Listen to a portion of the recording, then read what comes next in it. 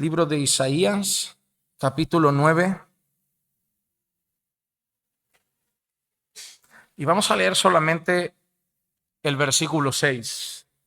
Isaías, capítulo 9 y el versículo 6, donde dice así: Porque un niño nos ha nacido, un hijo nos ha sido dado, y la soberanía reposará sobre sus hombros, y se llamará su nombre Admirable Consejero, Dios poderoso, Padre eterno, Príncipe de paz. Oremos una vez más. Señor, prepara nuestros corazones para recibir tu palabra, para que podamos, Señor, un día más equiparnos y prepararnos para mañana ser útiles a la hora de aconsejar a personas. Y también hoy enséñanos cómo debe lucir la vida de un buen consejero, porque al final la buena consejería es mucho más que palabras, no es solamente palabras. Por eso, Señor, también ayúdanos a entender cómo es la vida de un buen consejero, también para la hora que nosotros busquemos consejo, también saber discernir a quién pedir consejo, Señor.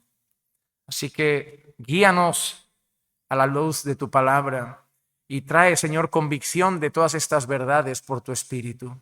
Te lo pido en el nombre de Jesús. Amén, amén y amén. Antes de que vayamos a ver esas 6 cualidades de un consejero bíblico, de un buen consejero, hablaremos de qué actitud debemos tener frente a un aconsejado, cómo debemos ser, cómo debemos mirarlo, cómo debemos tratarlo.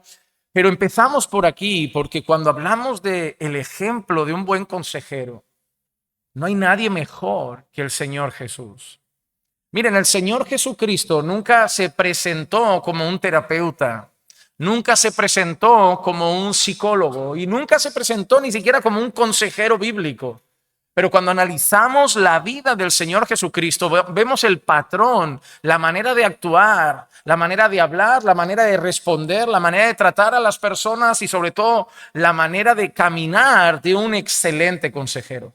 Y cuando nosotros tenemos el deseo de aprender sobre consejería bíblica, el ejemplo de Cristo es el más importante para nosotros. Tanto es así que una de las cosas que Isaías menciona de Cristo, porque lo que hemos leído es un texto mesiánico, un texto que habla del Señor Jesús, uno de los títulos que caen sobre Cristo es admirable consejero.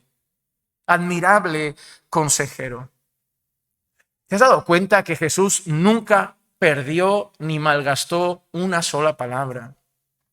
Si yo mirase atrás en mi vida, y yo creo que si mirase mi día de hoy y pensase cuántas palabras quizá no eran necesarias, a lo largo de mi vida creo que he tirado multitud de palabras a la basura, que he hablado cosas que no debía hablar, que he hablado en momentos que no debía hablar, que he hablado de maneras que no debía hablar. Pero cuando yo analizo la vida del Señor Jesucristo, Él no solo decía la verdad, Él sabía cuándo responder, Él sabía cuándo callar, Él sabía cómo responder a cada persona.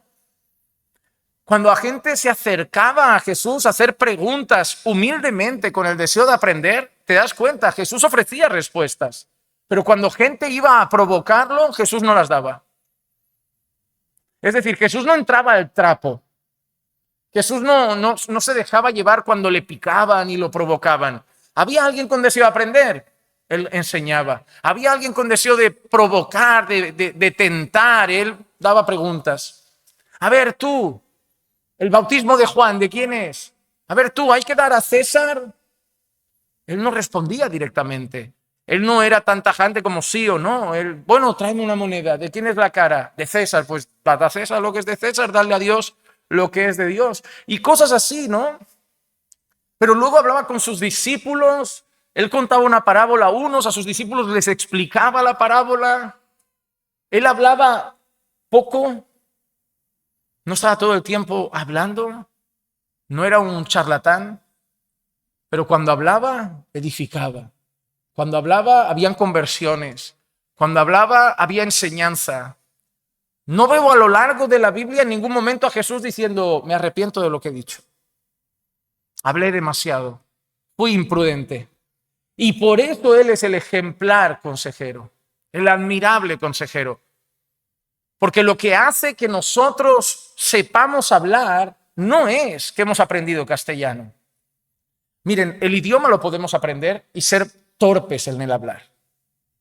Podemos tener un título de literatura y aprender de los mejores maestros en cuanto a gramática y léxico y ser torpes en el hablar. Yo veo gente con discursos elocuentes, que se nota que son gente que lee libros, que ha estudiado, universitarios, y los escucho y digo, te podrías haber ahorrado la mitad del discurso. Jesús nos enseña que no se trata solamente de saber hablar en cuanto a saber articular palabras, que se trata de saber cómo hablar, cuándo hablar, qué no hablar. Y yo creo que algo que miramos en Cristo y que debemos traer a nuestra vida, sobre todo si queremos ser buenos consejeros, es eso. Saber cuándo hablar, saber cómo hablar, saber qué hablar, a quién hablar. No nos ha dejado el ejemplo de la persona más elocuente quizá, nos ha dejado el ejemplo de la persona más sabia. De la persona más sabia. Y eso es algo que veremos en un consejero. Necesita ser sabio. Necesita ser sabio. Así que en Jesús vemos a ese consejero perfecto, porque en él vemos cosas que luego vamos a mirar que son necesarias en un consejero y que son parte de esas 6 características. Por ejemplo, me gustaría mirar otro pasaje con atención en Mateo capítulo 9, el versículo 35 al 38, dice así: y Jesús recorría todas las ciudades y aldeas, enseñando en las sinagogas de ellos, proclamando el evangelio del reino y sanando toda enfermedad y toda dolencia. Y viendo las multitudes, tuvo compasión de ellas, porque estaban angustiadas y abatidas como ovejas que no tienen pastor. Entonces dijo a sus discípulos: la mies es mucha, pero los obreros pocos. Por tanto, rogad al Señor de la mies que envíe obreros a su mies. ¿Te has dado cuenta? Todos sabemos, ¿no?, que Jesús enseñó a sus discípulos a rogar al Señor de la mies por obreros. Pero pocas veces analizamos el momento en el que lo hace, el contexto en el que lo hace. Todos decimos, mira, Jesús dijo que debíamos rogar al Señor de la mies que mande obreros a la mies. Jesús dijo, hay mucha mies y pocos obreros, pero no nos hemos dado cuenta del contexto donde Jesús dijo eso. ¿Y en qué contexto lo dice? En un momento donde está mirando gente angustiada y abatida.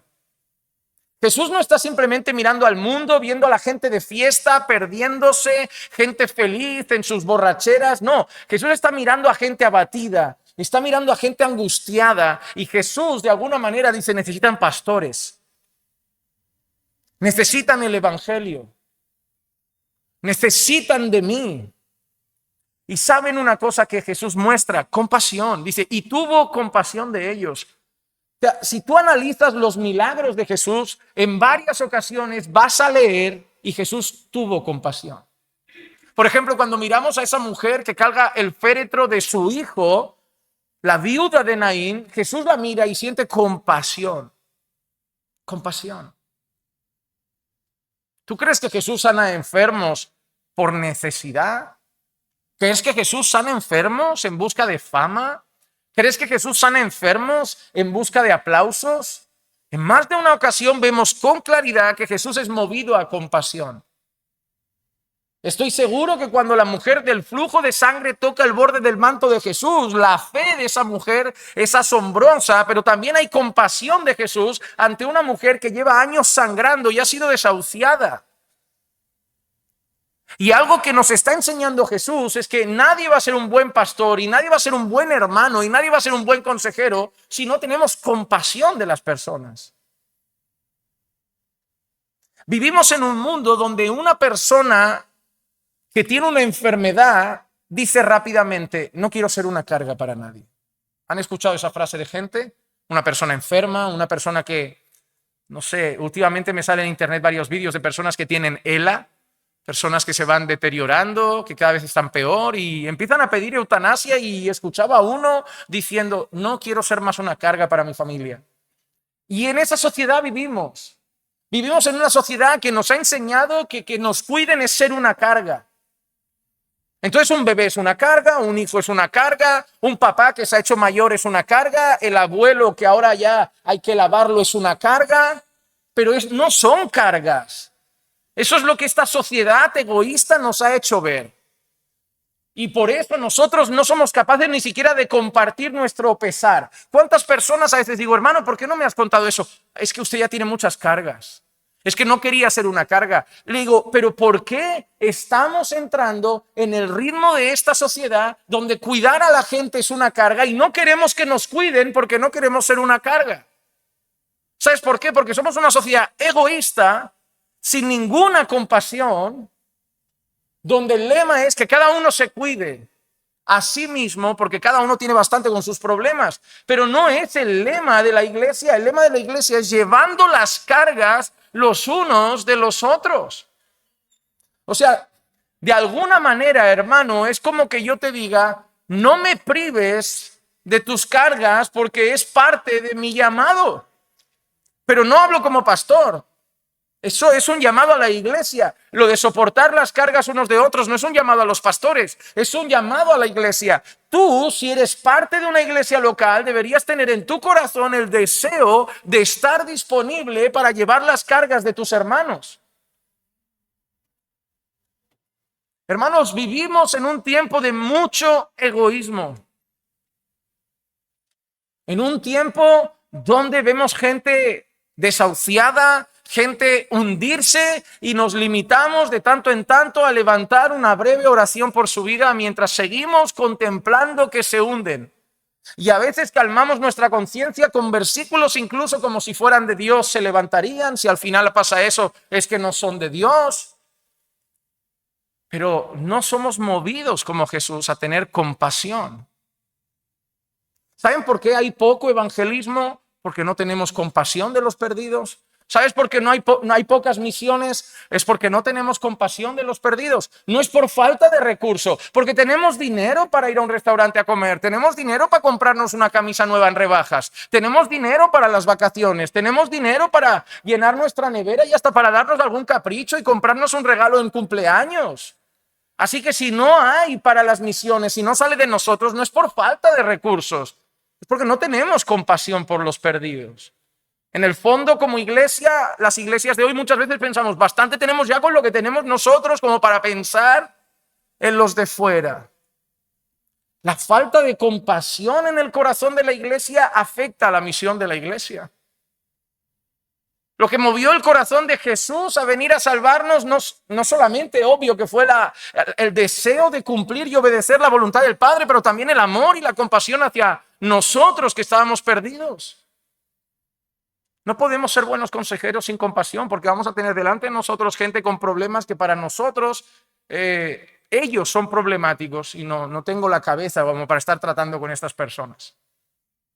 La pregunta es, ¿qué haría Jesús? ¿También las descartaría porque son un poco problemáticas o porque dan trabajo? Bueno, en ese sentido, muchos hijos hay que descartarlos, mucha familia hay que descartarla, pero no es así. La falta de compasión nos lleva a querer cuidar a los fáciles, porque no da trabajo. Y los difíciles ya se encargará el Señor. Pero a veces estudio la Escritura y cuando veo a Pablo hablar del cuerpo de Cristo, dice que los que necesitan más cuidado son los miembros más vulnerables, más delicados, más frágiles. En el fondo, lo que Pablo está diciendo es que los que debemos dar más atención son los más problemáticos.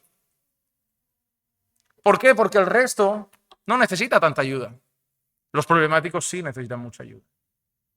Es como un padre que tiene dos hijos. Uno es obediente, saca buenas notas, estudioso, y el otro ha salido rebelde, terco, descuidado. ¿En quién necesita el padre invertir más tiempo? No creo que ningún padre en su sano juicio me diga, no, yo he desahuciado al rebelde, yo voy a dar mejor el otro porque ese tiene futuro, el otro no. No, yo creo que el otro lo van a ir cuidando, lo van a ir atendiendo, lo van a ir apoyando, pero van a dedicar mucho tiempo al que necesita más ayuda, más corrección, más disciplina, porque da más trabajo. Entonces nosotros tenemos que tener eso presente. Jesús era movido a compasión. Y eso hace de él un buen consejero también, que es movido a compasión. Jesús se compadece de nosotros. Hebreos 4, 15 y 16 dice, porque no tenemos un sumo sacerdote que no pueda compadecerse de nuestras flaquezas, sino uno que ha sido tentado en todo como nosotros, pero sin pecado. Por tanto, acerquémonos con confianza al trono de la gracia para que recibamos misericordia y hallemos gracia para la ayuda oportuna. Tenemos a un Señor, a un Cristo que se compadece de nosotros. Jesús es un ejemplo de buen consejero porque tú llevas dándole trabajo toda la vida y sigue aquí, contigo. Llevas fallando y sigue ahí. Sigues tropezando y sigue ahí. Sigues pidiéndole perdón por cosas y sigue ahí. Sigues orando y te sigue escuchando. Sigues pidiendo ayuda y te sigue atendiendo. Y ese es el ejemplo de un buen consejero. ¿Por qué hace todo eso Jesús? Porque tiene compasión de nosotros. Porque sabe que solo somos polvo. Que solo somos polvo. Como dijo Job, solo somos polvo. Nada más. Somos débiles, flojos, torpes, necios, y por eso necesitamos su ayuda todos los días. Y Él la sigue brindando porque Él se compadece de nosotros. Eso hace de Jesús también un buen consejero. ¿Por qué Pablo hacía tantas misiones? Porque tenía un llamado. Hay cosas en el carácter de Pablo que definen que era más que un llamado solamente. En Hechos 20, 31 dice, por tanto, estad alerta, recordando que por 3 años, de noche y de día, no cesé de amonestar a cada uno. Y dice algo, con lágrimas. No cesé de amonestar a cada uno con lágrimas. Hermanos, estoy convencido de que Pablo tenía un llamado de Dios. Estoy convencido de que eso movía a Pablo a predicar, de que eso movía a Pablo a las misiones, eso movía a Pablo a viajar. Pero recuerden que Pablo en alguna ocasión también dice, todo lo sufro por amor de los escogidos. Pablo tenía compasión por la iglesia, compasión por los perdidos, compasión por la iglesia débil, compasión por una iglesia torpe. Y Pablo se llevaba ese amor pastoral hasta el punto que ha llegado a decir, he estado 3 años de noche y día trabajando, enseñando, predicando, corrigiendo, amonestando con lágrimas. Y esas lágrimas significan que no era un trabajo. Esas lágrimas significan que Pablo tenía el corazón puesto ahí. Así como Cristo tenía compasión de las personas, Pablo tenía compasión de las personas, y lo que falta en la iglesia son gente, son hermanos, son siervos que pongan el corazón. Todo el mundo quiere poner las manos a trabajar, pero pocos quieren poner el corazón a trabajar. Cuando solo ponemos las manos, va a haber arrogancia, va a haber soberbia, va a haber quejas, va a haber un montón de cosas. Cuando ponemos el corazón, el servicio cambia totalmente. Nadie reclama cuando sirve con el corazón. Nadie. Todo lo que hagas por amor lo vas a hacer con gratitud. Vas a ser capaz de estar 3 años llorando día y noche sin ningún tipo de queja ni reclamación, porque estás sirviendo con el corazón. La iglesia necesita el corazón de Cristo. La iglesia necesita el corazón de Cristo. Jerry Bridges, este autor, dijo en una ocasión, la compasión es el sentimiento profundo de compartir el sufrimiento del otro y el deseo de aliviar ese sufrimiento. Es el deseo de aliviar el sufrimiento. Es ver sufrir a una persona y no estás tranquilo, estás inquieto hasta que consigas ver que esa persona está calmada, que esa persona está dejando de sufrir, que se está aliviando su dolor. Imagina ver a un hijo, a una madre, a un padre desconsolado. Vas a hacer lo que sea, abrazar, ofrecer una tila, ofrecer un abrazo, ofrecer una palabra de aliento, ofrecer ayuda, porque lo único que quieres es aliviar un poco ese sufrimiento que tiene encima. Eso es lo que hace el amor, eso es lo que hace la compasión, es sentir ese pesar por el sufrimiento no tuyo, ajeno, y moverte, dar un paso a aliviarlo. No es solo verlo, El sufrimiento lo vemos muchas veces, pero es dar un paso buscando aliviarlo. Eso va a dar trabajo, eso va a requerir tiempo, eso te va a quitar tiempo de tele, tiempo libre, eso te va a quitar tardes de descanso tuyo, pero no hay nada más gratificante que irse a dormir sabiendo que hemos podido servir al prójimo. Entonces, tenemos en Jesús un ejemplo perfecto de consejero, tenemos en Pablo un ejemplo maravilloso de consejero y ahora me gustaría sí compartir 6 cualidades de un buen consejero. 6 cualidades que todo buen consejero debe desarrollar. Número 1, el buen consejero tiene un amor genuino por los hermanos. El buen consejero tiene un amor genuino por los hermanos. Romanos capítulo 12, versículo 10 dice: sed afectuosos unos con otros con amor fraternal, con honra, daos preferencia unos a otros. Hermano, esa es una también de las principales diferencias que podemos ver entre un psicólogo y un consejero bíblico. Un psicólogo no tiene que amar al paciente. Un psicólogo ve un paciente. Un psicólogo ve un usuario al que tiene que tratar. Un psicólogo ve una ficha. Tiene nombre, tiene edad, tiene datos. Ahí tiene su diagnóstico, sus problemas, el registro de sus últimas conversaciones. ¿Y qué paciente nos toca? Le pregunta así al secretario. ¿Qué paciente nos toca? Le toca al señor Juan Manuel. Perfecto, que pase. Y ahora toca a la señora María. Perfecto, que pase. Son pacientes. Para algunos psicólogos incluso diríamos que son clientes. Pero en ninguna parte de ningún manual de psicología dice que el psicólogo tiene que amar a los pacientes, que tiene que amar a los clientes, tiene que tratarlos con respeto, tiene que tratarlos con profesionalidad, pero no dice que los tiene que amar. Sin embargo, no se puede ser un buen consejero sin amor por los hermanos. Sin amor por los hermanos. Y yo quiero que recordemos algunas cosas. Número 1, no debemos dar por hecho que amamos porque el amor es cristiano. Ah, no, todos los cristianos aman. No. A veces damos por hecho que el amor está porque somos cristianos. Ah, entonces deberíamos dar por hecho que también debe estar la paciencia, que también debe estar la mansedumbre, que también debe estar la humildad, que también debe estar la paz, que también debe estar el gozo. Y déjame decirte, yo veo un montón de creyentes con muy poca paciencia, veo un montón de creyentes con muy poca mansedumbre, veo un montón de creyentes con muy poca humildad, veo un montón de creyentes con muy poco gozo, veo un montón de creyentes con muy poca paz. Así que no podemos dar por hecho que somos cristianos, amamos. No, es diferente. Somos cristianos, debemos amar. Si por ser cristianos el amor fuera natural, el amor no sería un mandamiento. ¿Sabes por qué en ninguna parte de la Biblia el Señor nos manda a hacer lo malo? Porque lo malo ya viene de fábrica. No les tengo que pedir que hagan lo que ya va a salir de ellos a hacer. Les voy a pedir lo que van a tener que esforzarse por hacer, lo que van a tener que orar para hacer. Y te digo, para mí una de las cosas que demuestra más la maldad del ser humano es que nos tengan que poner como orden amar. Mira, cuando tú miras la sociedad, cuando miras el mundo, piensas, el amor debería ser natural en la humanidad, pero Dios lo tiene que poner como mandamiento. ¿Por qué? Porque no va a salir natural. Y ahí es donde yo me preocupo, porque el Señor manda a los maridos amar a sus esposas. Como no, pero eso es natural, pero como Cristo no.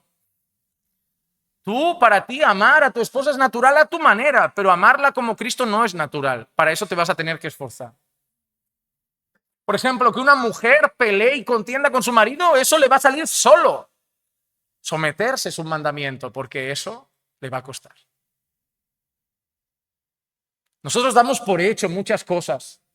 No, somos cristianos, seguro que perdona. No le va a salir natural, por eso el Señor Jesús lo pone como mandamiento. Tenéis que perdonaros. ¿Por qué? Porque no va a nacer. Porque como elijáis vosotros, como escoja vuestra carne, muchas veces elegiría no perdonar. Todos los mandamientos del Señor son instrucciones de cosas buenas, ¿verdad? Perdonar, soportar, ayudar, amar, servir, cuidar. ¿Te has dado cuenta? Damos por hecho que eso debería ser natural, pero nos lo ponen como orden, porque no lo es. Porque no lo es. Y la evidencia es esta, que todas esas cosas que son buenas y que deberían ser naturales, no siempre las hacemos. Y nos cuestan muchas veces. Y eso ratifica constantemente que el hombre es malo por naturaleza. A Jesús no le tuvieron que poner el mandamiento de amar porque Jesús es amor. A Jesús no le tuvieron que poner el mandamiento de ser paciente porque es un atributo de Cristo la paciencia. A nosotros nos lo tienen que dar como mandamiento, lo que Dios tiene como atributo y es distinto. No demos por hecho que amamos con amor fraternal. Pablo ha dicho que debemos amarnos con amor fraternal. Y eso es otro detalle. Como les he dicho, nosotros debemos amar a nuestras esposas, pero no debemos dar por hecho que las amamos como Dios quiere, porque Dios manda que las amemos como Cristo a la iglesia. Ahora, cuando Dios manda que nos amemos en la iglesia, no dice solo amaos como os parezca, dice amaos con amor fraternal. A mí hay una cosa que particularmente me molesta, lo voy a expresar, pero no les tiene que molestar a ustedes. A mí me molesta cuando usamos palabras, pero no vivimos las palabras. ¿Sabes? Como las usamos porque tiene que ser así. Es como llamar a alguien hermano. A mí lo que me molesta es que la gente se llame hermano cuando no se trata como hermanos. A mí eso me molesta. A mí me molesta tener que llamar a alguien hermano solo porque estoy en una iglesia. Y yo soy honesto. A mí, porque estar aquí, ya tengo que llamar hermano a la gente. Oye, pero yo no solo tengo que llamarles hermanos. Según la palabra, somos hermanos. Y yo sé, por ejemplo, la relación que tengo con mi hermana. Somos muy diferentes, no nos parecemos en nada. Incluso la gente lo sabe, mi hermana no es creyente, más todavía. Nuestros valores y principios están en extremos opuestos. Pero nunca haré daño a mi hermana. Nunca difamaré a mi hermana, nunca trataré mal a mi hermana, nunca seré un estorbo en su vida, siempre la cuidaré, siempre la protegeré, siempre estaré para cuando me necesite. Y por mucho que sea atea y no quiera de Dios, si mi hermana mañana me necesita, moveré lo que tenga que mover para echar una mano a mi hermana. Y si le pasa algo, haré lo que sea para intentar ayudarla, porque es mi hermana. Ahora, cuando yo llego a la iglesia, lo que el Señor me está diciendo es, pues eso, con ellos también. Y es lo que digo. Dios quiere que nos tratemos como hermanos porque en Cristo somos hermanos. Y nos decimos hermanos y luego nos tratamos como si no lo fuéramos. Porque cuando hay chisme, difamación, crítica y esas actitudes, es porque en el fondo no lo veo como un hermano. Lo veo como alguien que va a mi iglesia, le llamo hermano porque religiosamente es lo que hay que decir, pero no vivo esa hermandad. Por eso, por estar en la iglesia, no debemos dar por hecho que nos amamos con amor fraternal. Y debemos orar para cultivar ese tipo de amor entre nosotros, amarnos como hermanos. Por eso debemos orar para cultivar ese verdadero amor en nuestros corazones. Si sabemos que ese amor no es natural, si sabemos que no nos estamos amando muchas veces como hermanos, pongamos en oración eso, porque una característica de un buen consejero es tener un amor genuino y fraternal por aquellos que va a aconsejar. Por aquellos que va a aconsejar. Segunda característica, el buen consejero abre su corazón de par en par. El buen consejero abre su corazón de par en par.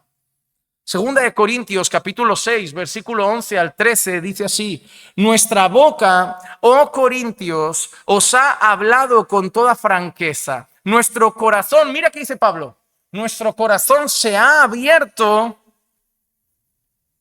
¿Sabes qué es lo más difícil del ministerio? Eso. La parte más dura de ser pastor es esa. Hay gente que dice, la parte dura debe ser predicar. No. Esto es buenísimo. Me encanta. Lo disfruto. Soy como un niño chico preparando los sermones. Parezco un niño pequeño en el despacho preparando los estudios. Disfruto abriendo los libros, estudiando, analizando, pensando, borrando, volviendo a escribir, volviendo a hacer, peleándome con el sermón. Lo disfruto. A mí si me tocara predicar de lunes a domingo no tendría ningún problema, eso no me cuesta. Quedar con los hermanos en un compartir, ir a confraternizar, ir a hacer un pica pica, irme al parque a comer patatas, a celebrar el cumpleaños, me encanta. Esa es la parte que me duele de pastorear. Abrir el corazón de par en par, porque estás sujeto a que te lo revienten.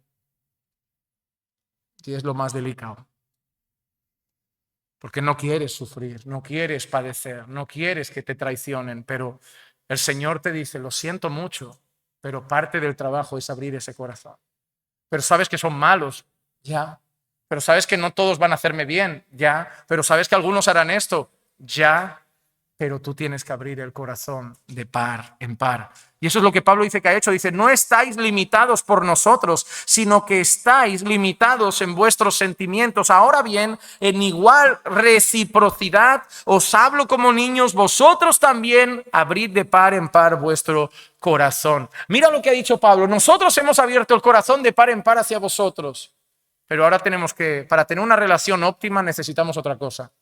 Que vosotros también abráis el corazón de par en par hacia nosotros. Hermano, no puede haber buena consejería si las dos personas en esa sala no abren el corazón de par en par. No. A mí me ha pasado estar aconsejando un matrimonio y luego enterarme que se tapó información, que no me contaron todo, que dio vergüenza contar algo y eso cambiaba la situación. Cuando no hay transparencia no puede haber buena consejería. Porque mira qué diferente que un joven te diga, pastor, he caído. ¿En qué? Pastor, mira, he caído en inmoralidad. Bueno, eso es muy relativo de alguna manera, porque ¿qué has hecho? He visto un vídeo, eso es una cosa, pero no es lo mismo que te diga que he caído en inmoralidad, es que llevo un mes haciendo, eso es otra cosa. La transparencia es sumamente necesaria. No es lo mismo una persona que ha tenido un desliz que una persona que lleva un mes y no consigue levantar cabeza. Nosotros debemos entender que si no abrimos el corazón de par en par, no va a haber efectividad en la consejería. Pero por parte del consejero tiene que abrir el corazón. El consejero tiene que entender que debe ser vulnerable. Y es algo que no nos gusta a los pastores, no nos gusta a la gente que servimos, no nos gusta mostrarnos vulnerables. ¿Por qué? Porque sabemos que la vulnerabilidad va a traer gente que te va a herir. Hermanos, hay personas que esperan el momento de tu fragilidad para darte la puntilla. Yo he vivido la experiencia de recibir malas noticias de gente a nivel de iglesia cuando está pasando por un mal momento. Es como, ahora es cuando más le va a doler esto. A ver si lo acabamos de trastocar. ¿Por qué? Porque cuando te muestras vulnerable, estás sujeto a que haya personas que cuando vean tu vulnerabilidad te quieran sostener, pero también hay gente que cuando vea tu vulnerabilidad te quiere acabar de tumbar. Hay riesgos en mostrarse vulnerable. Por eso usualmente vivimos con esa fachada de que todo está bien, porque no queremos esa vulnerabilidad para nosotros. Pero nosotros cuando vamos a aconsejar necesitamos abrir el corazón de par en par. Necesitamos ser transparentes, estar dispuestos a que nuestro corazón tenga vía libre de acceso a quien quiera entrar. Y yo quiero decir otra vez 3 cosas importantes. 1, las experiencias pasadas no pueden impedir que abramos el corazón de par en par. Lo siento, hermanos, yo sé que te pueden haber hecho daño, yo sé que nos pueden haber herido, que nos pueden haber traicionado, pero lo que nos haya pasado en el pasado no puede impedir que hoy cerremos el corazón a otros. Es que yo una vez confié en alguien, lo puse a mi lado, lo quería trabajar con él, pensaba que caminaríamos juntos y ahora ya me quedo solo, mantengo distancias, lo llamaré prudencia, pero muchas veces no es prudencia, muchas veces miedo a que vuelva a pasar. Y te digo una cosa, puede volver a pasar, puede volver a pasar. Y no es que te faltó discernimiento, y no es que no escogiste bien, es que eres un ser humano, que tú no sabes lo que la gente va a hacer en un año, que tú no sabes si el amor que tienen por ti le va a durar 6 meses o 6 años, que tú no sabes si mañana te van a jugar una mala pasada. El único que sabía eso de antemano, el único que se las vio venir fue Jesús, que rápido le dijo a Judas, venga, corre y no tardes. Pero nosotros no vemos venir a Judas, nosotros no vemos venir a Judas. Nosotros recibimos el beso y decimos, ¿qué haces aquí, amigo? Sin saber que vienen las antorchas por detrás. Y eso duele. Duele haber sido traicionado, duele haber sido que hayan traicionado tu confianza, duele que te hayan herido, duele que le hayas abierto el corazón a un amigo y haya divulgado un secreto, duele que le hayáis contado una intimidad a alguien y luego os enteréis que lo comentó con una hermana, pero las experiencias pasadas no pueden impedir que hoy abramos el corazón. El miedo a las traiciones y los golpes no debe impedir que abramos el corazón de par en par. Y esa es la vida, hermanos, es vivir habiendo sido traicionados y dando confianza a otros con la vulnerabilidad de poder volver a serlo. Os digo una cosa, y podemos verlo de este lado. Si el Señor nos ayudó a recuperarnos de aquella traición, nos ayudará si viene otra. Nos volverá a levantar, nos volverá a fortalecer, nos volverá a dar gozo, nos volverá a dar alegría. Nosotros no podemos meternos en una cueva hermética de protección del corazón. Si hacemos eso, no vamos a tener buena amistad con los hermanos, no vamos a tener una relación sincera con nuestros pastores, no vamos a tener amigos de verdad. Vamos a tener solamente relaciones superficiales de, hola hermano, ¿qué tal? Bien, todo bien, adiós, que vaya bien, si necesitas algo aquí estoy. Pro, lo justo y necesario para que no me hagan daño. Pero no puede ser así. Les voy a decir algo que he vivido en estos 14 años de ministerio. Las personas que abren el corazón de par en par en una iglesia, es difícil que salgan de ese lugar. Porque para hacer de un lugar tu familia tienes que abrir el corazón de par en par. Con todos sus riesgos. Pero también tiene con todas sus ventajas. También vas a cultivar verdaderas amistades. Pero cuando tienes relaciones superficiales, el dolor de dar el paso a salir ya no cuesta tanto, porque el corazón no está metido. Pero cuando se abre el corazón de par en par, las relaciones son genuinas. Cuando le has abierto el corazón de par en par al pastor, dices, es que cambiar de pastor me va a costar, cambiar de hermanos me va a costar, es que son mi familia. Como decía el pastor Marcos el otro día, ¿no? Es que esta es mi familia y hasta que me vaya a Brasil o hasta que la iglesia me eche, como digo yo a veces, ¿no? Lo que venga antes. Puede pasar, con todos sus riesgos, ¿no? Pero es así, hermanos. Y una tercera cosa, el egoísmo y el orgullo no pueden impedir que abramos el corazón de par en par. Porque muchas veces es eso, es egoísmo, es orgullo. Porque es interesante, nos ofrecemos para dar consejo, nos ofrecemos para que alguien me cuente sus problemas, pero mi corazón está cerrado a otros. Es decir, si otro se abre y se arriesga bien, yo lo mío me lo guardo. Yo estoy disponible para que otros se abran a mí. Pero eso no es justo. Tú también debes abrirte. Y tengo que decirles algo a todos, desde el pastor al diácono, a cualquier persona, todos necesitan ayuda. En mayor o menor medida, todos necesitan ayuda. Absolutamente todos necesitamos amistades, todos necesitamos consejo, todos necesitamos compañeros, todos necesitamos amigos, todos necesitamos ayuda, todos necesitamos socorro, todos necesitamos guía, todos. Los pastores siempre serán ovejas. Siempre serán ovejas también. Así que un buen consejero tiene que abrir su corazón de par en par. Número 3, el buen consejero debe vivir como es digno del Señor. Y esto es muy importante, amados hermanos. Si tú vas a dar un consejo, no hay nada que respalde mejor la consejería que una vida que muestra que vives tus consejos. Porque tenemos un montón de gente aconsejando a matrimonios con una casa desordenada, un montón de gente aconsejando temas de carácter con un carácter patas arriba, y no hay nada más irreal que un hombre con una hamburguesa en la mano diciéndome que me haga vegano. ¿No? Es que yo siempre he dicho, no hay nada más raro que un médico obeso poniéndome a dieta, un peluquero calvo y un dentista con caries. No lo veo lógico, no me transmite confianza. Yo, antiguamente, ¿recuerdan que en el médico se podía fumar? En España en las consultas se fumaba. El hombre estaba con su cigarro diciendo, pues usted debería cuidar su salud, ¿eh? Y el tabaco yo lo iría dejando porque los pulmones no están bien. Y tú así, ¿sabes? Y es como cuando tu padre tenía una cerveza en la mano y te decía, ¿cómo te veas beber? Y yo, ¿qué? Como te vea un día con bebida, te va a dar vueltas la cabeza. Y yo digo, ¿en serio? ¿Me lo dices con la cerveza en la mano? Esa es la incoherencia que vemos en el mundo, pero pasa en la iglesia. Pasa en la iglesia. ¿De qué manera? No, hermana, tienes que perdonar a tu hermano. Yo al mío le harto a gritos en casa. Tienes que perdonar a tu marido, pero yo al mío en casa lo flagelo a gritos e insultos. No, hermano, tienes que tener paciencia con tu esposa y tienes que orar por ella, pero yo por la mía no hago nada. Esa es la incoherencia eclesiástica. Consejos no vividos, sermones no vividos. Y hermano, eso solo funciona mientras no te conocen. Mientras tapas tu reputación, mientras la cuidas, mientras no abres el corazón de par en par. Por eso no lo abrimos. Porque cuando abra mi corazón, no sé si van a querer mis consejos.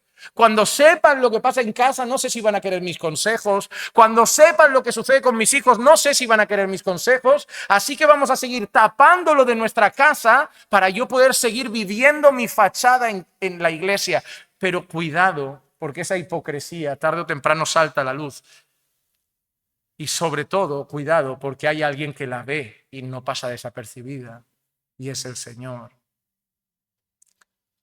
En Efesios 4, el apóstol Pablo, en los versículos 1 al 3, dice: yo pues, prisionero del Señor, os ruego que viváis de una manera digna de la vocación con que habéis sido llamados.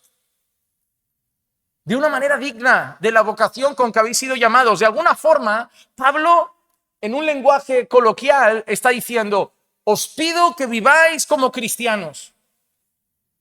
Es decir, habéis sido llamados, perdonados, redimidos. Ahora sois hijos de Dios. Os pido que viváis así.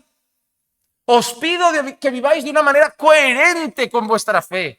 Que viváis de una manera que vaya en sintonía con vuestras creencias. Le decís al mundo que sois creyentes, pues vivid de la manera que un creyente debe vivir. Eso es lo que Pablo está diciendo. Que haya coherencia entre tu fe y tu vida. Y da una serie de cosas con toda humildad, con mansedumbre, con paciencia, soportándose unos a otros en amor, esforzándoos por preservar la unidad del Espíritu en el vínculo de la paz. Mira qué características tiene que haber en un buen consejero, en esa vida digna. Humildad.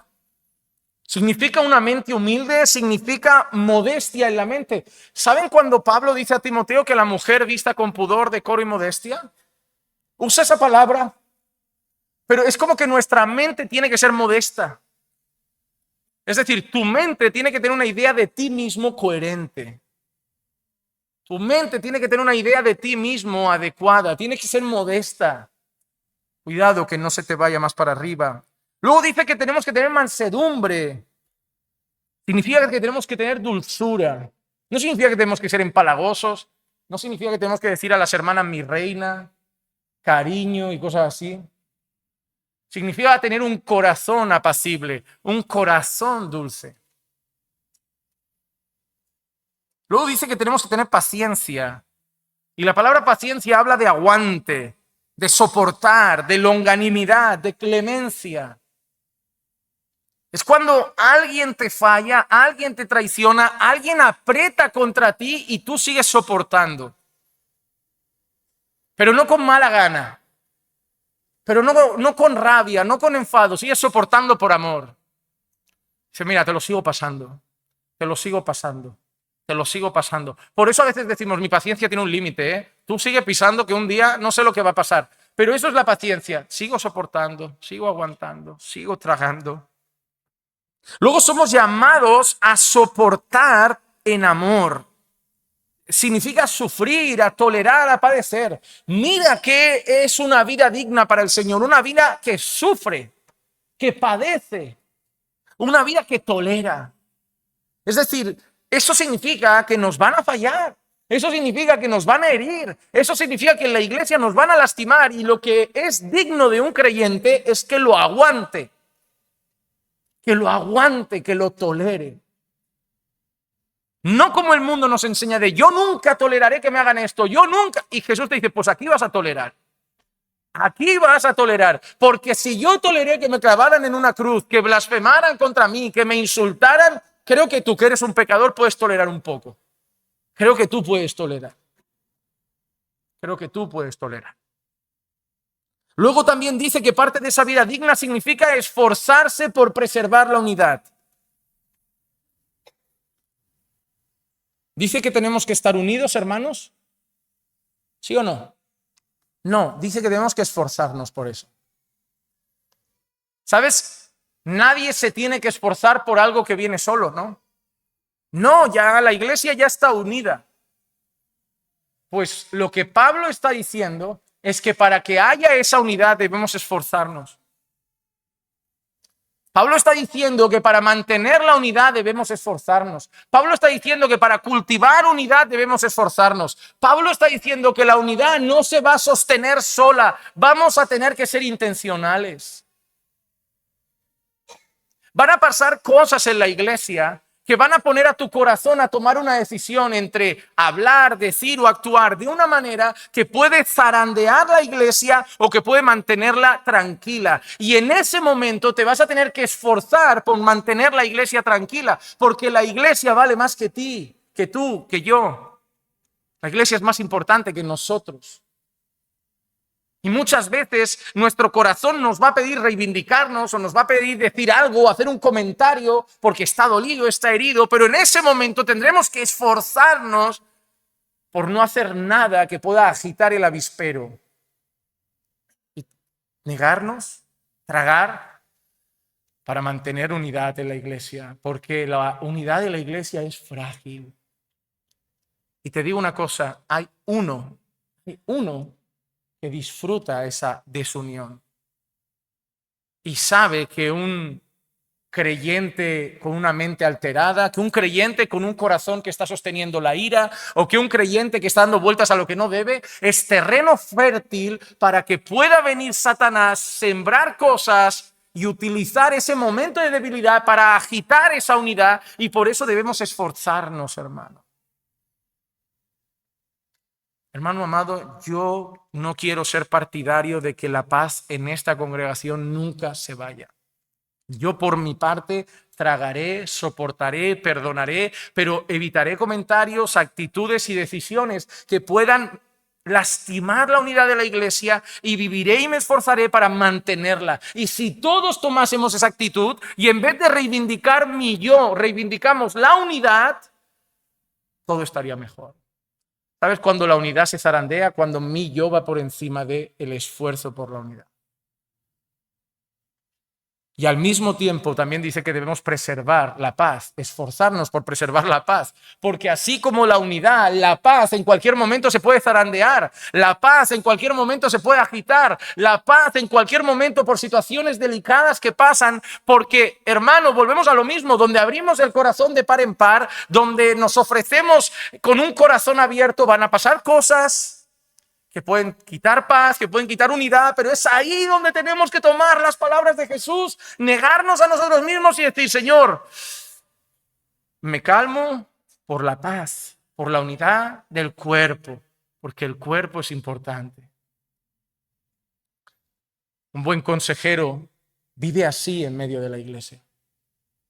No puedes ser un buen consejero y ser una persona que está dada a la agitación, al problema, a la disputa, a la queja, a la reclamación. ¡Qué buen consejero! Cuando te llegue alguien quejándose, ¿qué le vas a decir? Yo soy igual. Yo también vivo quejándome, a mí todo me parece mal, a mí todo es un problema. No, el buen consejero tiene que mostrar que él ante las mismas situaciones mantiene la paz, mantiene la unidad, no paga el mal con mal, paga el mal con bien. Porque seremos un ejemplo, y cuando venga alguien con ganas de agitar algo, le daremos de nuestra paz. Le mostraremos con nuestro ejemplo, con nuestro testimonio, cómo esa paz, esa unidad, esa humildad, esa paciencia se pueden obtener por el Espíritu. Cuarta característica: el buen consejero siempre hablará con la verdad. Efesios 4 y el versículo 25 dice: por tanto, dejando a un lado la falsedad, hablad verdad cada cual con su prójimo, porque somos miembros los unos de los otros. El buen consejero no miente. El buen consejero no tiene mentira en su vocabulario, no da lugar a la mentira. El buen consejero siempre dice la verdad. Porque sin la verdad no puede haber restauración, sin la verdad no puede haber cura, sin la verdad no puede haber transformación de vida. En esa verdad muchas veces entra el confrontar, entra el corregir, entra el amonestar, pero hay que ser honestos. Jesús nunca mintió. Jesús nunca mintió. No hubo ninguna palabra de su boca donde no hubiese verdad. Todo lo que Jesús dijo era verdad.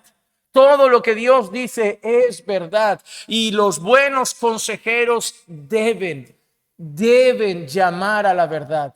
Deben hablar la verdad. Siempre deben promover la verdad. Nunca cabe la mentira en un buen consejero. Que la verdad a veces va a doler. La verdad a veces nos va a traer una situación tensa, pero son necesarias. Son necesarias para que haya sanidad, para que haya restauración.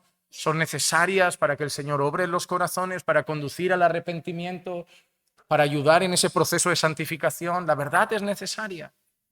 La verdad es necesaria. A veces dolorosa, pero necesaria. Por eso, amados hermanos, recuerden, se dice la verdad, pero con la compasión de la que hemos hablado, con el amor del que hemos hablado. La verdad y la compasión no se separan, hermano. La verdad y la compasión deben ir juntas. A veces alardeamos, ¿no?, de ser honestos. A mí ese tipo de personas no me acaban de encajar. Esa gente dice, yo es que voy con la verdad por delante, yo digo todo lo que pienso con honestidad. Yo a veces los miro y pienso que son maleducados. Porque hablar la verdad no significa hablar todo el rato. A veces no es necesario hablar. O sea, imagínate que una hermana hoy llega y engordó. ¿Tú crees que es necesario ir a la hermana y decir, hermana, te estás poniendo ceporra, ¿eh? No, ¿verdad? Dices, ¿he dicho una mentira? No, está poniendo como un tonel, o sea, está grande, o sea, ya. Imagínate que voy y le digo a la hermana, yo he hecho una 48-50 de talla ya, ¿eh? ¿Estoy mintiendo? No, es verdad, pero no hay piedad, no hay amor, no hay compasión, no hay sabiduría. A mí esta gente dice, yo tengo que hablar contigo porque tengo que decir la verdad de lo que pienso. Y digo, pues, anda, vamos, era lo más necesario. Es lo que digo, hay cosas que yo puedo pensar de alguien que no se las tengo que ir a decir, se las tengo que ir a decir al Señor si lo veo tan necesario.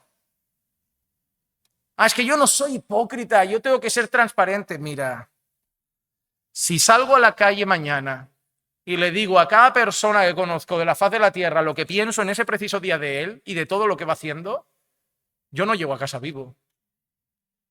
Si me encuentro con los del ayuntamiento y hablo, no acabo bien. Si me encuentro con los que ponen las multas en el barrio, no acabo bien. Si me para un mozo de escuadra y hablo, no para bien. Y si ese día por casualidad me encuentro al presidente de la nación, a Pedro Sánchez, y le digo la verdad, no acabo bien.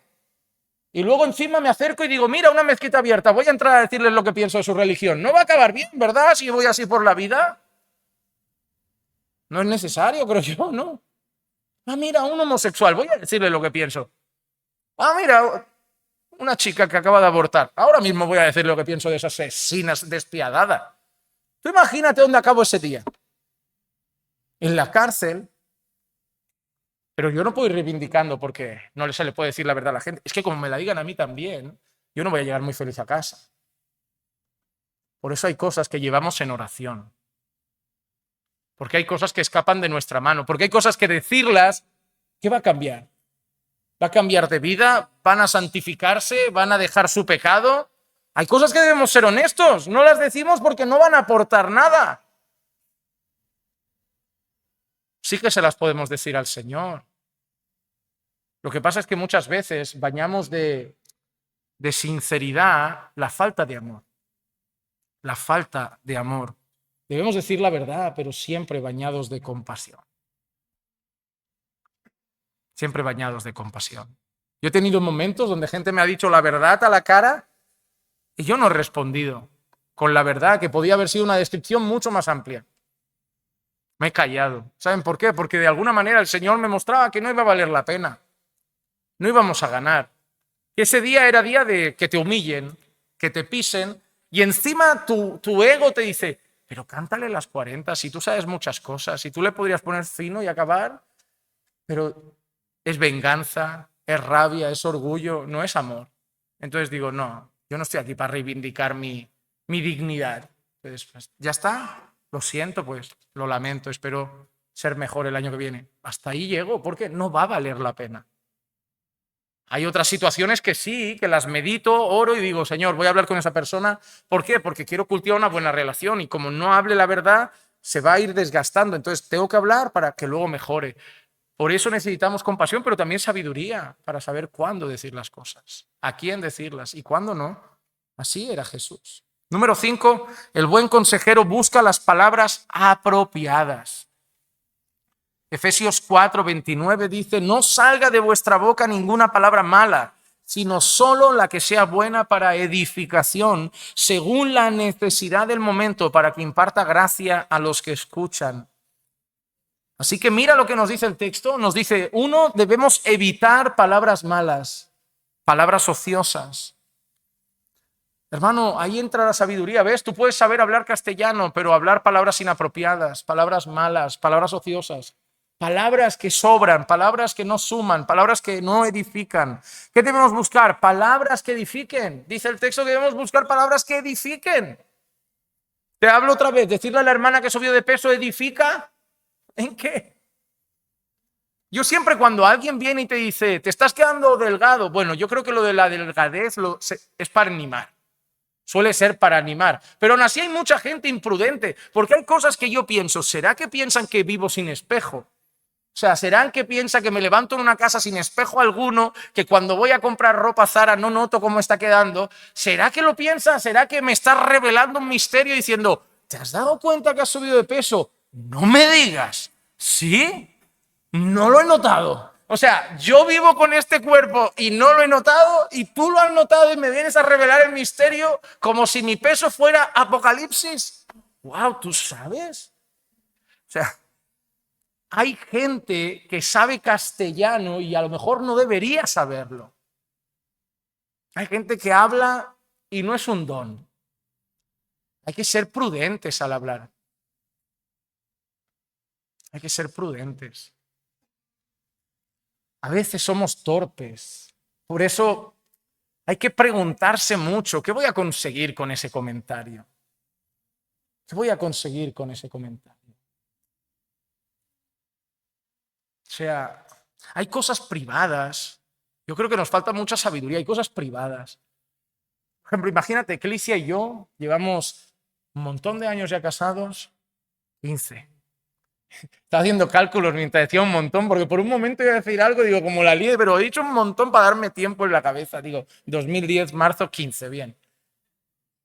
Que me llegue alguien, a un pastor. Ahora, tú mira que no es tan difícil. Un pastor que habla que la familia es una bendición, que tengan hijos y que pueblen la tierra. Y que venga alguien y diga, ¿y vosotros 15 años casados y para cuándo los hijos? Digo, no te has planteado nada, ¿no? ¿No ha pasado por tu cabeza algo? ¿No te ha iluminado la inteligencia de la que te dotó el Señor? De que si vivo diciendo que es una bendición, puede ser que a mí en 15 años diga, lo enseña pero no le ha apetecido. O mira, está enseñando algo que no quiere vivir. Cualquiera pensaría, ¿será que pasa algo? Solo eso te lleva a decir, ese tema ni lo toco, es que no es necesario. Son cosas que cuando alguien te quiere contar ya te las contará y si no, no te las cuenta. Pero somos así. Cruzamos los límites que no se deben cruzar. Mira qué interesante, nadie te pregunta cómo está tu vida de oración, pero te dice que subiste de peso. Así somos. Eso es necedad. Es cuando tengo que preguntarme, oye, ¿lo que le voy a decir va a edificar? Que a mí no me molesta porque noto que no son malas intenciones, noto que es torpeza. Pero a lo mejor yo estoy curado, pero eso se lo dices a una persona que está batallando con eso y la puedes dejar hundida. O sea, que una palabra que a otro la sobrelleva bien, otra persona puede ponerse muy triste. Entonces tenemos que tener mucho cuidado. ¿Por qué dije eso, no? ¿A qué viene? O sea, es como cuando digo lo de en el ascensor. Buen día, ¿no? ¿Qué hace? No es necesario estar hablando. Es necesario saber hablar. No hay por qué decir nada malo ni nada ocioso, hay que decir algo que edifique. Luego dice, hay que buscar palabras que sean adecuadas en el momento. Hay cosas que no está mal decirlas, pero no era el momento, ¿verdad? ¿Qué dices tú? No era aquí, no era ahora. Imagínate tú que le voy a decir algo al hermano Ariel y digo, mira, ahora está fuera y está con Jorge, con Diego, con Eric, con Gesiel, y se lo digo. Oye, era algo para él, pero no era el momento, estaba con más gente, han escuchado, se ha puesto incómodo, no por lo que lo he dicho, sino porque, oye, que hay gente, que esto, a mí no pasa nada, pero ¿te has dado cuenta? El momento hace mucho, va a decir, no, ahora no, ya lo engancharé otro día solas y le comento algo. Hay que ser sabios para hablar, hay que saber elegir las palabras, hay que saber elegir las que no hay que decir, hay que saber elegir el momento y finalmente una palabra maravillosa que impartan gracia. Que impartan gracia. Yo sé que hoy vais a salir de aquí con pocas ganas de hablar. Pero te digo una cosa, mejor, porque en la multitud de palabras abunda el pecado. ¿Sabes cuántas veces, por no filtrar eso, por no hacer este filtro, cuántas veces hemos tenido que pedir perdón a Dios de Señor, no tuve que decir eso, lo siento, fui imprudente, fue inapropiado? ¿Te ha pasado? A mí sí. ¿Por qué? Porque muchas veces no me paro a hacer ese filtro. Muchas veces que soy impulsivo. Se me pasa por la cabeza y hablo. Ahora, déjame hacerte una pregunta. Si cada vez que vas a abrir la boca te pasaras ese filtro de esas 4 frases, ¿sería bueno o no?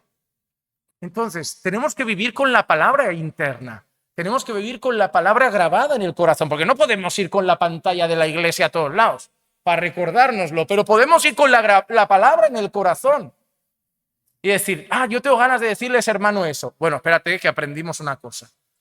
Que no sea ocioso, que edifique, que sea en el buen momento y que imparta gracia. Me callo. Ya está.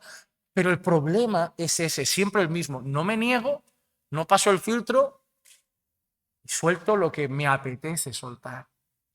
Y número 6, el buen consejero no separa la corrección del amor. Por mucho tiempo hemos considerado que corregir es no amar, pero bíblicamente es al revés. El que ama corrige, pero hay que saber corregir también. Hay que corregir amando. Hay que corregir amando. En Gálatas 6:1 Pablo dice, hermanos, si alguno es sorprendido en alguna falta, vosotros que sois espirituales, restauradlo en un espíritu de mansedumbre, mirándote a ti mismo, no sea que tú también seas tentado. Mira que 4 cosas importantes nos dice aquí Pablo. 1, se requiere que el consejero sea espiritual. Una persona que se mueve y vive en la carne no puede ser consejero. ¿Por qué? Porque no va a poder hacer todo lo que hemos dicho. No filtra sus palabras, no tiene compasión, no se niega, es impulsivo. Esa persona no puede aconsejar, esa persona va a ir armando desastres. Un buen consejero necesita ser alguien espiritual. Y hermano, alguien espiritual no es alguien que va levitando por la vida, no es alguien que está fuera de este mundo. Alguien espiritual es alguien que vive conforme a lo que el Espíritu ordena. Es alguien que está rendido a la vida en el Espíritu. Y eso es lo que necesitamos. Un buen consejero tiene que ser una persona que anda y vive en el Espíritu. Segunda cosa, se requiere que el consejero tenga una meta clara, la restauración. Pablo dice, vosotros que sois espirituales, si veis un hermano que ha cometido una falta, restauradle. Pastor, ¿se puede corregir a un hermano? Se le debe restaurar. Tu motivación debe ser la restauración, no la corrección. La corrección debe ser el medio para la restauración, no es la meta. La meta, cuando un hermano peca, es restaurarlo. La corrección es el camino. No, los hermanos debemos corregir al que peca. No, debemos restaurar al que peca. La corrección es lo que vamos a usar para restaurar. La corrección no puede ser la meta. Porque si la corrección es la meta, voy, llamo la atención y me marcho. Porque es la meta, es ir, llamar la atención y ya hice mi trabajo. Pero si la restauración es la meta, voy, corrijo y me quedo. Y acompaño en la restauración después de corregir. Porque llamar la atención es muy fácil. ayudar a que la gente deje de hacer las cosas es el trabajo. El egoísmo te va a llamar, te va a permitir corregir, pero solo la compasión te va a ayudar a quedarte a restaurar. Corregir lo puede hacer todo el mundo, absolutamente todo el mundo. Restaurar solo lo hace el que es compasivo. Tercera cosa que dice el texto, que requiere que el consejero tenga una actitud adecuada. ¿Qué actitud? Mansedumbre, y de eso ya hemos hablado antes. Hay que corregir, pero hay que corregir con mansedumbre. No se corrige de cualquier manera. Y finalmente se requiere que el corazón del consejero sea adecuado también. Tiene que ser humilde. Pablo ha terminado diciendo, pero mírate a ti mismo primero. ¿Vas a corregir a alguien? Es así. ¿Vas a corregir a alguien? Perfecto. ¿Cuál es tu meta? Restaurarlo. Muy bien. Cuando lo corrijas, ¿cómo lo vas a hacer? Mansamente. ¿Y qué vas a tener en tu corazón? Humildad. Primero voy a reconocer que yo también soy un pecador. Que no está yendo Jesucristo a restaurarlo. Él sin pecado. Que está yendo un pecador que ahora puede estar bien, pero voy a restaurarlo sabiendo que mañana puede ser al revés. Él puede ser quien venga a mí. La humildad no se puede perder. Así que solamente podemos ser buenos consejeros si dejamos de ser egoístas. Mientras tu vida sea tu vida y se trate de ti, no podrás ser buen consejero. Cuando se trate del hermano, sí. Filipenses 2, versículos 3 y 4 dice, nada hagáis por egoísmo o por vanagloria. Si hay egoísmo o hay vanagloria, no se puede ser siervo del Señor. No se puede, hermanos. Servir a Dios siendo egoístas o buscando vanagloria, no se puede. Sino que con actitud humilde cada uno de vosotros considere al otro como más importante que a sí mismo. Qué importante es esto, considerar al otro como más importante que yo.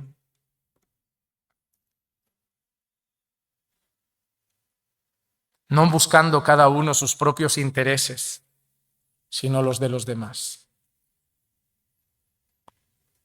El buen consejero, hermano, quiere que la otra persona esté tan bien y sea tan restaurada y enderece tanto su vida que es capaz de perder su tiempo, dar su tiempo libre, sacrificar sus intereses por los intereses del bien ajeno. Y ese es el perfil de un pastor. Es el perfil de un pastor. Es el perfil.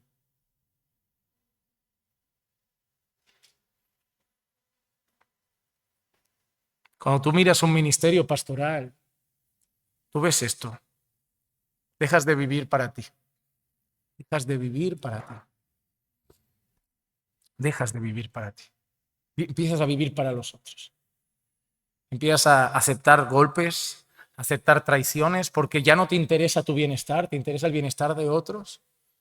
Y abres tu corazón de par en par sabiendo que vas a ser fulminado año tras año y vas a seguir ahí con lágrimas en los ojos porque tus intereses ya no son los más importantes. Eso es lo que hace un pastor. Es muy difícil ser pastor. Y es muy difícil ser un buen consejero. Porque lo más difícil de esta vida es morir a uno mismo. Porque hemos sido enseñados de tienes una vida, aprovéchala. Y cuando llegas a Cristo, de alguna manera te dice, tienes una vida, dámela. No, pero si solo tengo una, si te la doy, el que quiera ganar su vida, la perderá. Pero el que quiera perder, el que pierda su vida por causa de Cristo, la hallará. Dar nuestra vida a Cristo y a su causa es la mejor inversión que podemos hacer. Vivir nuestra vida para nuestra propia causa es la peor inversión que podemos hacer. La inversión buena es la más dolorosa, pero es la que conlleva más seguridad y gloria eterna nos espera. Vale la pena ser un buen consejero, vale la pena ser un buen hermano, vale la pena darse a los demás, con todo el dolor que conlleva. ¿Por qué? Porque vale la pena imitar a Cristo. Vale la pena imitar a Cristo. Déjame terminar de una manera rápida con algunos consejos finales prácticos a la hora de escuchar al aconsejado. Hemos hablado del perfil de un consejero, pero yo quiero dar unas frases, y son rápidas, sobre qué podemos hacer a la hora de escuchar a esa persona a la que vamos a aconsejar. Número 1, expresa amabilidad mediante la postura de tu cuerpo. Nuestro cuerpo puede expresar interés o desinterés. Aunque no lo crean, hermanos, el cómo nos sentamos, el cómo estamos escuchando a alguien y la postura de nuestro cuerpo habla mucho. Habla de si estamos rígidos, habla de si estamos tensos, de si tenemos interés o de estamos aburridos. Mira, cómo se sientan los jóvenes en la iglesia, medio recostados. ¿Qué expresa eso? Estoy aquí porque me han traído, pero esto me aburre un montón. Hay gente simplemente que a lo mejor tiene el cuerpo más recto, a lo mejor está tomando nota. ¿Qué te expresa con su cuerpo? Más interés, más ganas de aprender, ¿no?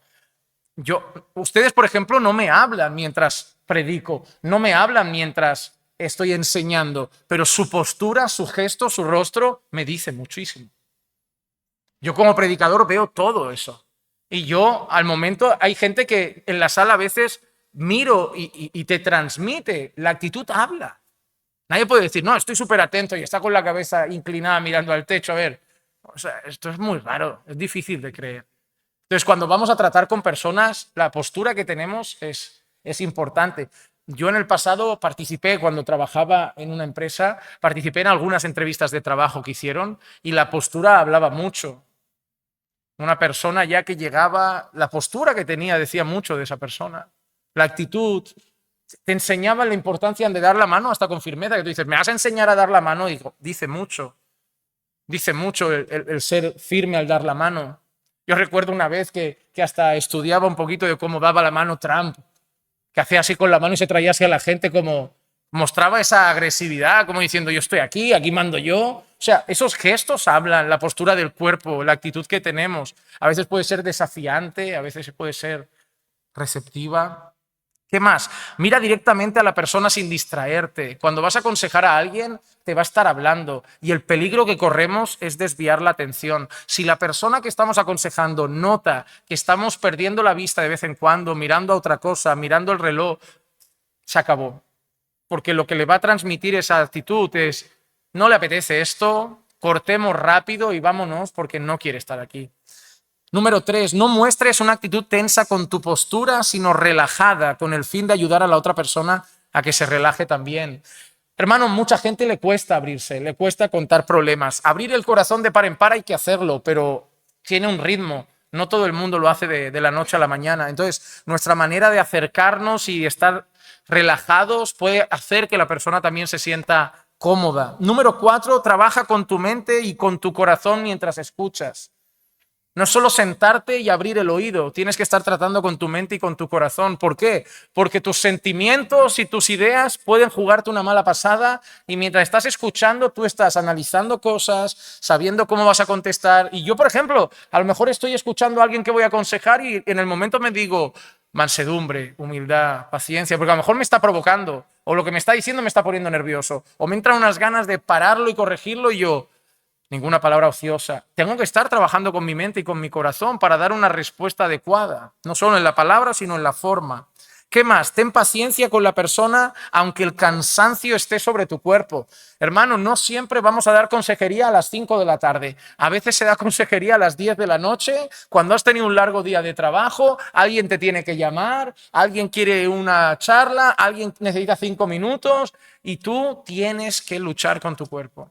¿Por qué? Porque necesitas mostrarte paciente, necesitas mostrarle que no te está haciendo fatigoso estar ahí. Pero a veces el cuerpo se va a resistir. ¿Qué más? Controla tus emociones mientras la otra persona está hablando.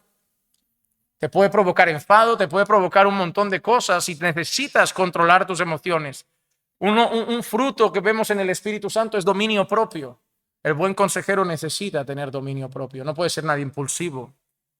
¿Qué más? Escucha todo lo que la persona necesita decir sin cortarlo todo el tiempo. Hay gente que tiene esa costumbre, cuando le vas a contar un problema, no te deja concluir, te para todo el rato y te hace una pregunta. Te para, vale, las preguntas están bien, pero primero déjame desarrollar lo mío y cuando acabe de desarrollar mi problema, luego ves qué información te falta. Porque a lo mejor te lo iba a contar, pero me estás cortando todo el tiempo. Entonces, no cortemos, no interrumpamos a la persona.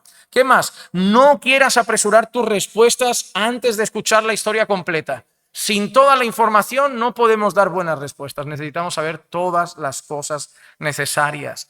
Luego, no interrumpas constantemente. Dice, si lo haces con alguna pregunta que sea mostrando interés genuino y no el deseo de concluir.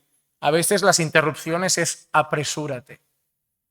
Es, bueno, ¿y qué me querías decir? Bueno, ¿y cuál era el tema? Bueno, ¿y cuál era el asunto?